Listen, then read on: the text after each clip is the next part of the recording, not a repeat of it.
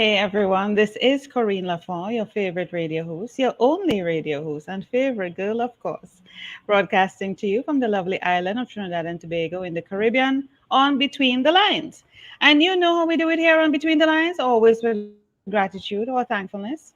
I'm thankful to be here. I'm thankful to have another guest with me. I have Hall Martin, like Hall and Oates. That doesn't date me, people. That doesn't date me. I just know the group, okay?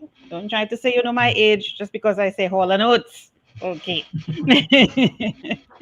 So Hall Martin is here with me, and we're talking about something that's very relevant: how to raise funding for your startup. Who doesn't want to know where to find money? We're talking angel investment, all those fancy terms coming from the heavens. Okay, angel investment means coming from the heavens. Is that correct, Hall? That's right, Corine. Angel investing is coming from people that are putting their own money into your business for a return. And they're wearing wings. They have wings because they're angel investors. And so, before you go on, let me tell persons about you. So, Hall Martin is the founder and CEO of 10 Capital Group. I don't know what TEN or 10 means. He has it in capital, so clearly there must be a reason behind that. He serves as the vice chair of the Baylor Angel Network. So, he's an angel as well, clearly, and previously led the Central Texas Angel Network. My God, we're talking to, as its first executive director. He is clearly an angel. Hall is the founder and director of the Texas Open Angel Network, founder and initial managing director of SKU Incubation Station, and the former managing director of AccelerateNFC. He serves as an adjunct professor for the University of Texas, leading the Idea to IP program. He's not an angel over at the University of Texas, okay? But he's an angel otherwise. So he's here to give you some holier than thou advice on how to get investment, how to raise capital, how to raise money for your business. So, Hall, welcome officially to Between the Lines. Yeah. Thank you for having me, Corine. I'm looking forward to it. Yeah. So we're talking angel investment, we're talking raising capital for your startup. So let's pretend, let's use me as a guinea pig here. I am new, I'm starting a business. At what point or how do I start thinking about getting investment? I don't have much. I have a great business idea. What do I need to do? I know from experience being involved in incubation and dealing with other entrepreneurs that you have to have certain documents in place, have a certain amount of credibility, that type of thing to be able to pitch. You have to pitch yourself. Now, a lot of entrepreneurs are not prepared to be pitching anything. They just want to know that they get the money. And I'm thinking, what's the mindset? What's the sort of preparedness that an entrepreneur need to start working on if they want to seek capital or investment from persons like you or others? How do they approach it? Sure. So the first thing you want to do is make sure you have a legal entity. You actually have a company set up in legal form because any investment is going to be into that company. And then second, you want to actually have proof that you have a validated product and a validated market. That means the product works and people will pay for it. Doesn't mean you have to sell a lot, but you have to convince investors that people will pay for your product. That means you also need to have a product. You need to be solving a problem. And you're solving typically a very painful problem because you're going to be asking people to put money in for it. So it can't be a nice to have, it has to be a must do type product itself. It helps to have started by raising funding from your family and friends. And if you have put money in, make sure you make that clear. It's not that you're trying to raise a lot of money from them, it's just you're trying to do validation. And that's what early stage funding is all about. It's validation. Your friends believe in you, your family believes in you, you believe in yourself by actually Mhm. putting some money into your business. And then as you start drawing that circle wider to friends who are accredited investors or angel investors, they are putting in some money. And then you start finding groups of investors that come together to share information. There's lots of them around. They're looking to share information about stocks and bonds and other things.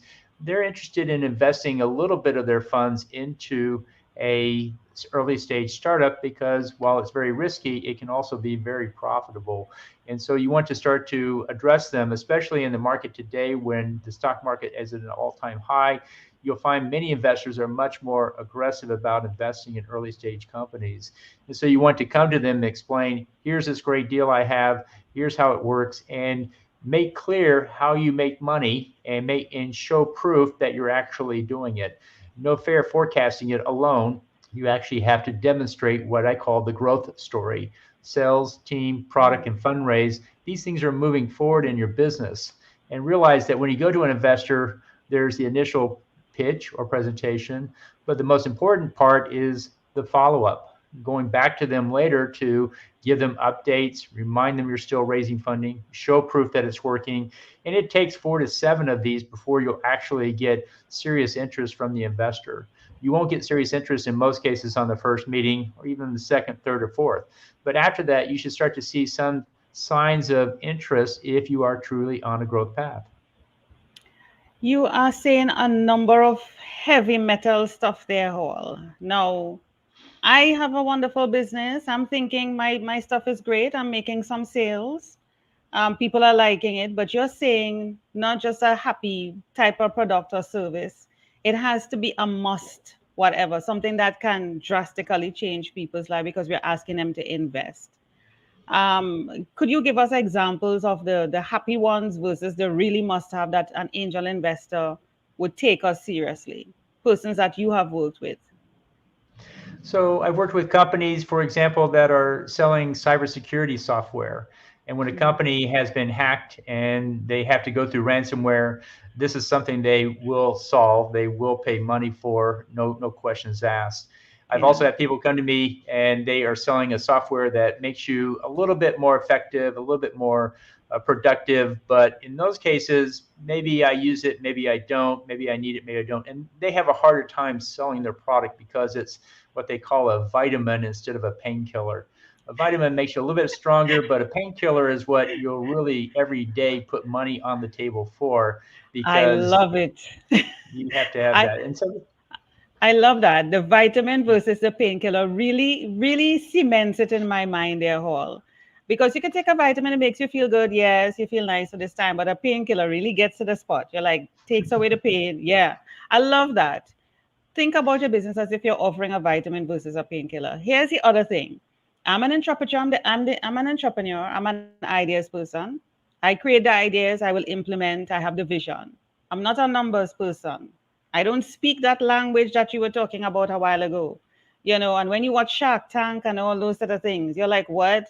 What? It looks nice, but those figures are numbers and projections and cash and, cost of this and cost of that. I don't speak that language. How does somebody come across to be able to talk that language, or do you put the person who is in your business that can speak that language with an angel investor? I mean, angel investors may want to hear you, the owner, as opposed to the person who is probably doing the numbers in the business. If you have that type of person, how do we address that need for persons who are listening and want to seek that kind of help? so one of the best ways to learn how to pitch to an investor is to watch other people doing it. And with so much more now being done online, you can log on and register for pitch sessions. Not that you want to invest or pitch, but you want to watch. You want to see who pitches, what they put in their presentation, how they present it, what's effective, what's not. You'll find many lessons learned if you watch pitches, and then even more so, you then listen to the questions that are posed, and you start to get a sense of what the investors are looking for. And that's a great way to get practice and experience, is to hear other people explain their business. And then you start asking yourself, what do they do? How do they do it? Why do I like about this deal? What do I not? And you can then start to see from the questions from the investor how they take a different approach. I find most startups want to tell me all about their product. Well, that's fine, but I also want to know about the team and the market and the competitive strategy and so forth. And so you have to have a more well-rounded pitch, and you'll see questions coming back in many different areas that you can learn from. And then you put your pitch together and say, well, if I'm going to pitch to an investor, let's practice and put together a slide. And and then see how you compare to what you're seeing on those events that are online. I never knew there were pitch sessions that you could watch or register for. Where do you find that? Would you mind sharing that? If you go to on any of the major event sites like Eventbrite, Event Combo, and there's many others, Okay.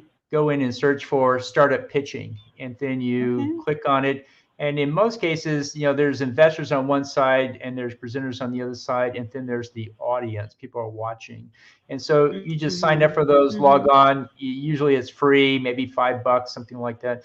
And what you're trying to do is get into Mm-hmm. the world of presentations, because there's tens of Okay. thousands going on every day. Every day, there's all these pitches going on. So it's not hard to go find some online. And you'll find that there's consumer Mm. product goods, there's technology, there's healthcare, there's climate change, and you'll see different styles of Mm. pitching. Some talk about it from the product, some talk about it from the need, Mm-hmm. and there's different ways they present it. And you can start to get a sense of, well, how should you present your product? What's the best way to go come at it that's best for the investor? Could this work for persons who may be seeking, well, funding just generally, like sponsorship or investment in probably their whole company, or they might have a group of companies together under one brand? Could this work for something like that? Yes, it can work for that as well. And you start looking for products that are similar to yours and see how they are presenting it. What Mm-hmm. information do they present? Many investors look for metrics, key numbers that describe the business. And the world of technology has one set of metrics, and then the world of consumer product goods has a different set of metrics. So you start to see what number they put up. For example, in consumer product goods, we're always asking about gross margin. What is the revenue you're getting after you Mm-hmm. pay for the product? We're also Right. looking for category growth rate. What's the growth rate for your type of product? And so you Wow. start to learn lingo like that from Mm. how these other guys are pitching. So you want to look at people that at first just general people who pitches, how do they do, and then later who's pitching the kind of product that you're working with, and then what are they putting in. And when you don't know something, of course, you go online and look it up. It's easy, it's right there, you can figure that out. Mm. Is there a particular point in your business? Let's say I started my business, I don't know, 5 years ago. Is there a particular point that you would say an average point in a business that somebody can look to seek angel investment? It can't be clearly from the beginning, but at what point on average, or is there no specific point? Well, I've talked with a lot of groups that come out of accelerator programs. And so typically those are 6-month programs where they're helping you put your pitch deck together, your story, your numbers, and so Mm. forth. And my rule of thumb there is it takes you 1 calendar year from the graduation date of the accelerator to the time at which you are able to stand up and pitch competently to an angel investor. And I say Mm. 1 year because you need to fill out a few customer sales, you need to fill out the Mm-hmm. product, you need to fill out the team, and you need to have a little bit more there to actually stand up for the angel investor. So when you graduate from an accelerator program, or you just get your business off the ground and it's going, give yourself a little bit of time to season it, fill it out, make it more robust, and you'll do much better with the angel investor. And we know a lot about seasoning in the Caribbean. Okay, we know a lot about that. So here's the thing. Here's the thing, Hall. Now, persons may be listening to this and asking a lot of questions, and they have more concerns and so on. And later on, as I said, we will get to your website. But like I mentioned in your intro, you are the owner of 10 Capital. Is there a reason for 10 Capital? So my background is I started 3 angel networks in Texas back in the 2000s, 2006, 7, and 8. And I actually ran many of these groups, and I had a lot of fun with it, and decided at the end of that time in 2009 to retire from my day job of 24 years. And I started my own company to help solve the problem I saw entrepreneurs had in those angel Mm-hmm. groups. They needed to put their pitch together. They needed to get in front of investors, and most importantly, they needed to go back and follow up. And so I had many companies, tell me they were going to follow up but never did, and just found that was just very hard. So I started a Yeah. company under the name Texas Entrepreneurs Networks, and we were helping people do that. Let's work on your deck. Let's work on the pitch, and then we're going to help you follow up, because you have to go back to those investors and give them updates, because it takes 7 touches to close a sale. So it takes Wow. 7 touches to close an investor. Is no different. And one and Wow. done pitching will get you nothing. And you, at heart, you have to build a little bit of a relationship with the investor. If they're putting Mm-hmm. money in, they're going Mm-hmm. to be working with them for some time, and that's just not Mm-hmm. going to be anyone. And Mm-hmm. so we kept working in Texas for many years, and then in 2017, we started getting calls from outside of Texas wanting access to our program, and so we Wow. changed the name to 10 Capital. That's what 10 stands for, and have been going on nationally ever since. Wow. That's amazing. Do you find there are so many things kept rolling through my head? One of the questions that came to me is, based on your experience working with entrepreneurs companies, what are some of the fails or successes? Have you ever seen persons who may have been doing well up to a certain point, the pitch deck, the everything going on, and then it just flopped? What are some of the successes and fails you have experienced or can share with us openly in order for us to learn as our lessons learned moving forward? Sure. So I think, some of the successes I find, sometimes when I see a pitch, and I've seen many people pitch up front, I can often tell, how strong the deal is and so forth. But Mm-hmm. what I can't tell is, are they going to stay with it long enough to make it Ah, successful? And so I've mm-hmm. sometimes seen strong pitches and then found out, a year later they didn't follow through. They never raised the funding, and they got bored with the product, and they shut down. And then there's other Wow. people that the pitch wasn't so strong up front. It didn't, the idea wasn't so clear.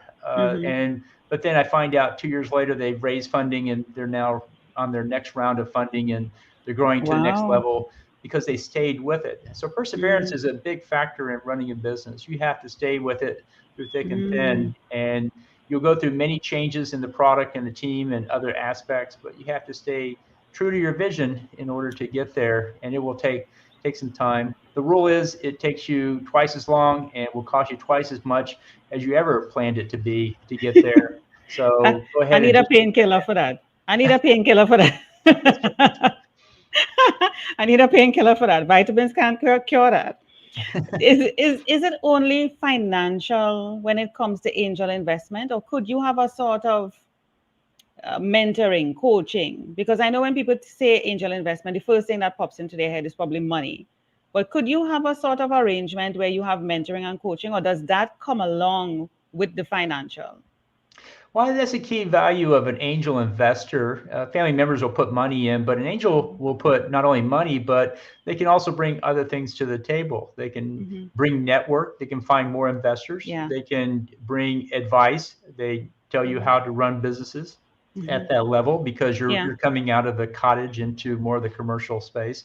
And Hmm. they can also give you additional supports that you can't get elsewhere along the way. And if you so that's why you want angel investors, and you may want more than one. You may want two, three, or four to give you Wow. different experiences. Some are strong on Mm. financial, some on technical, some on industry, some on market. And you're always looking for, what can they do to help me Hmm. beyond writing the check. So let's picture it. So it's like a Shark Tank scenario. Is that what you're saying? I'm walking into the tank with the sharks and pitching. That's really what it is. And I can get whoever it is, a number of people deciding that they want to be a part of what I'm doing. Is there a minimum time, maximum time in terms of that investment? Because I heard you mention a while ago, persons may be getting a second phase of investment or the second round or that type of thing. Is there a limit? Is there a minimum, a maximum? Well, this is what we always coach people on. Is I have people coming to me starting a business, and they want to raise $5 million. Okay. And I'm saying, well, what's best to do is break it down into smaller milestone stages. Let's start Hmm. with $250,000. And that's kind of the minimum in the US that you use to raise with. Below 250, and credit investors are going to wonder if you can do much with less than 250. 250, you can start to do meaningful things and get the product going, get the sales going, Okay. and then do a next round at Hmm. 500 or 750. And these are usually a year, 2 years apart each. And because you have to give yourself time to actually build a product and close the sales and make the customers happy. And then the next round, 2 or 3 years later, is going to be at $1.5 to $3 million. And so you get to the 5 Wow. million, but you're doing it step by step. And the Step by mistake step. people make is you could try to raise $5 million on your first round, but you're going to be giving away a lot of equity that you don't have to. And so the rule is you raise as Ah. little as you need to up front so you don't give away too much of the business.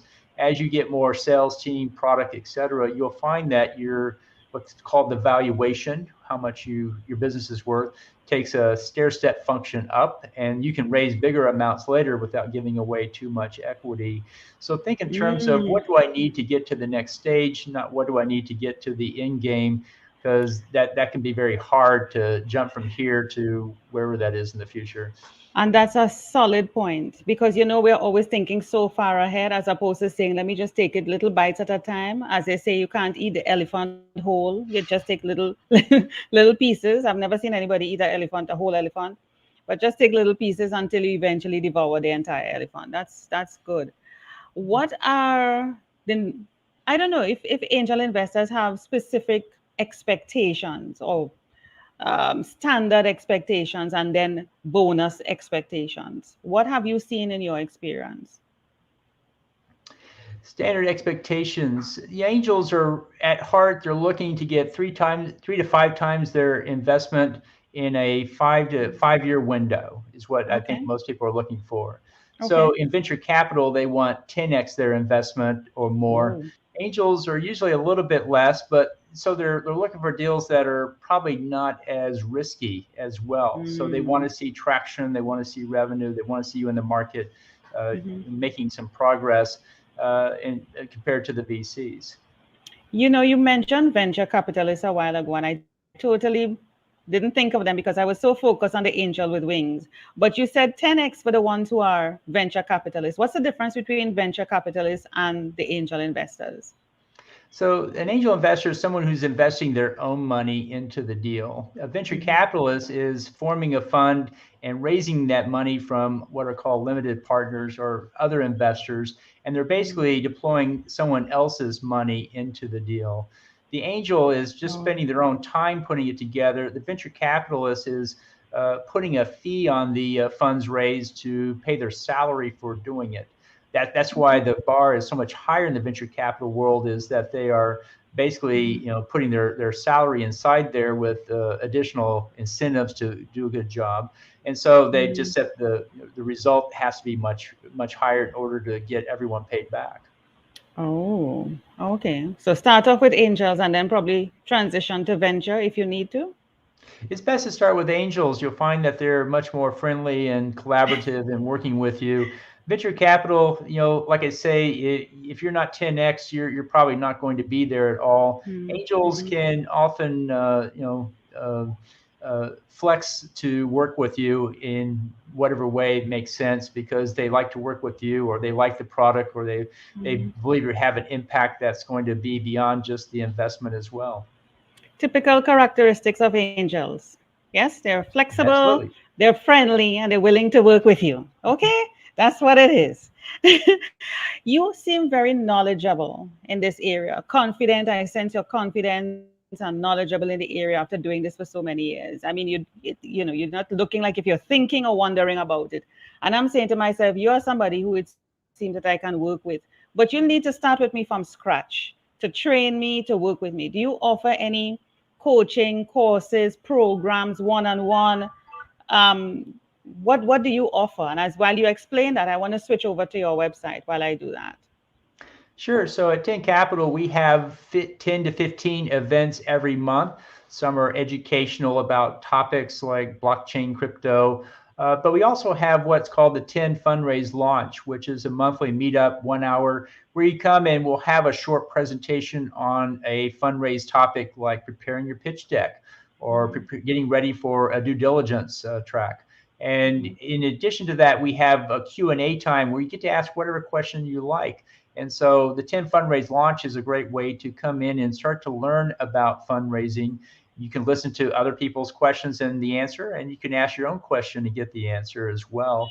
And then there are many other solutions out there. We have an Ask Me Anything session we were going through other topics related to fundraising that you may find interesting. And then some of the meetings are for investors. We have an investor info session, and then we also have a pitch session. So you can Oh, log on to that nice. pitch session and listen to watch how they pitch and what questions do the investors ask. And you'll start to get a sense of what information you need to have. At heart, you have to boil it down to short, concise points. And for many people, that takes a little bit of work to get to Mm. that, to communicate in a concise manner. I love that. I'm on your website here. Would you like to guide me as to, I see education. So should somebody like me looking for that sort of help go straight to education? So if you go to education, what you'll find Mm-hmm. is we have, for example, over a dozen e-guides out there. So if you go Okay. down to the bottom, Mm-hmm. in the center is the 10 capital e-guides. And if Mm-hmm. you click on that, if we go up a little bit and then Mm-hmm. keep going up, Yes. Oh, more, okay. and right Yes. there, and in Uh-huh. the very center, click that. Mm-hmm. And we have over a dozen e-guides, which are PDFs you can download and read up on a topic itself. We've Wow. taken many of our investor podcasts Oh. and have converted them into e-guides. So if you want to learn Mm-hmm. about fintech or investing in SaaS or cannabis, you can learn all about those Yes. topics there. Yes. This is a very popular thing now. It is. And then if you go down further, there's also how to prepare for a fundraise, running a Mm-hmm. fundraise campaign, et cetera. So these are no cost. You can download these to figure out how to do these things as well. And we're adding Wow. new guides every month as well. And then Wow. we have on our podcast people talking about how they invest, and we've Mm-hmm. extracted the better ones and have put them into an e-guide. We transcribe them and put them into a place where you can read through them. And then if you Mm-hmm. want to invest in specific markets, you can see those there in the sector reviews as well. So quite a few Wonderful. tools there for people to learn. Of course, it's a lot of homework. This is a lot of homework. Oh my goodness. Guide us again. So we're off education. Let's go to events. If you go to Yeah. events, you'll see that we have many different events coming up. We just Mm-hmm. did our monthly 10 fundraise launch 2 days Mm-hmm. ago. And so it'll be coming up again in the future. But we have Mm-hmm. down here an investor tools discussion. So if you're an investor, we'll talk about what tools you could use. We Mm-hmm. have a Ask Me Anything, and we're talking about alternative funding options. How can you raise funding beyond equity from Mm-hmm. investors? And then we have and Ask Me Anything about supporting and partnering with diverse founders. And so there's many of these coming up that you can be a part of as well, and you can see how that goes. I see past events. Would I be able to access these? You can go back and you can look at the content there. The event is over, and so if you email us, sometimes people say, Mm-hmm. "Can I have the slides from that past event?" And we'll email you the slides from that Mm-hmm. event, Mm-hmm. so you have the content. But It's the best to but the recording but the recording uh, wouldn't be available. in some cases, we record them and put them on the YouTube channel. So in some cases, we Okay. do have that. Okay. And you have all the links here, the Twitter, the LinkedIn, the YouTube, Instagram. Yeah. That's right. That's Wonderful. right. Wonderful. And if persons were to contact you, and I see you have a podcast here as well, persons So can we put listen our in. There podcast. you are. Mm-hmm. Yeah, so we put our podcast on a separate website, and I originally Mm-hmm. started it as a nonprofit, and so it had its own legal entity, and we called it Mm-hmm. originally I called it Angel Connect. I was interviewing only angel investors, and I Mm-hmm. started it because I wanted to institutionalize the knowledge of angel groups. What you'll find with angel groups, if you've ever been there, is that you get people coming in that are new at it, and they're spending a year trying to learn how to do angel investing. They're Mm-hmm. in the second and third year, they start to get good at it. Years 4 and 5, they start to get returns, and then they typically often move to some other investment community. And then here comes the next group, and they're learning all the same lessons over again. And we're Mm. making all the same mistakes the last group did. And I talked to angel group leaders. I heard a consistent reply saying, I wish I had put something in for more institutional knowledge. So we take the lessons from one group and share with the other. And that's what we're doing here. We're capturing what investors are saying. We also have startups on there, but mostly investors. And they talk about what they invest in, what they look for, and how they work. And so this is what we're doing, is institutionalizing some of the knowledge of angel investing. I can say, as an angel investor, one of the best ways I learned how to do angel investing was from a podcast run by a man named Frank Peters. Frank Peters was Wow. from Southern California. He did over 450 interviews with angel investors, venture capital, and so many more.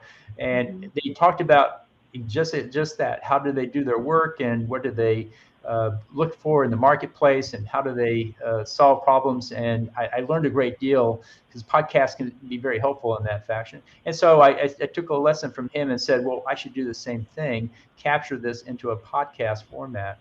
So that's the reason behind the podcast. And we have over 100,000 downloads now, and we've got a Startup Funding Espresso. It's a 2-minute podcast that comes out every day, Monday through Friday. You can either read or listen to it, and it will teach you something about fundraising. If you go to that site, there'll be a pop-up box for Investor Connect, and you can get it's no cost to get the Startup Funding Espresso. The time it takes to drink an espresso, you can learn something about a startup and funding investing. Awesome, awesome. It's a wealth of information here. While you were talking, of course, you would have seen me featuring the team and a bit about you and your company. I love the logo. Yeah, I love the logo. It's appealing. Yeah, and it's like a United Nations type of thing. You know, everybody together in the world, which is good, which is good. And what I heard from you a while ago, sorry for cutting you. What I heard from you a while ago is that even angel investors are also learning. So the scale is balanced. So persons who are looking for angel investment is learning. Angel investors are also learning because there are people who have money and they probably don't know what to do with it and how to really invest it and where to invest it. But we assume on this side of the fence that, hey, they have money and they know what to do. But they are also learning as well. So that kind of makes me feel a little bit more comfortable knowing that going in, that we are both learning and trying to figure this thing out so that we can both benefit in the end. Yeah. Absolutely. Yeah. Yeah. Any final words as we finish off here, Hall? Well, as startups or angel investors, we help to foster that community. That's why we chose the logo. We felt like we were a community builder and wanted the logo to represent that. So we're happy to help people. We actually help angel group leaders find members through our network. We Nice. can find people that want to join. If you've ever done angel investing by yourself, you'll know how much work that is to find the deals and then to diligence them. And so if you can Yeah. band together with others and share that, it can really make it much more successful. And then for startups, we foster innovation and startups and help and coach. And so we're always inviting people to come into our events to find more information and ask us whatever questions you have, and we'll be glad to help you with that. That sounds awesome. I am certainly going to be checking out that because, I mean, if I had found out about this probably when the pandemic had started 2 years ago, I probably would have spent the time investing over that time, the time and effort to learn more about this. So I could have been probably talking to you on a more equitable level in terms of this topic. But this is good. This is good. I'm still coming from a place of lack of knowledge and representing the people who want the knowledge. So I'm speaking on their behalf. Okay. But it is good having you, Hall Martin. It is good having you here. It is good that these things are still happening. Pandemic or no pandemic, businesses are still thriving. They're still looking to build, expand, and we're looking to collaborate. And I'm happy to know that you are there in the forefront, doing what you can, providing the information to help others to learn and to grow. Thank you so much. And thank you so much for being on Between the Lines. Thank you for having me. Enjoyed it.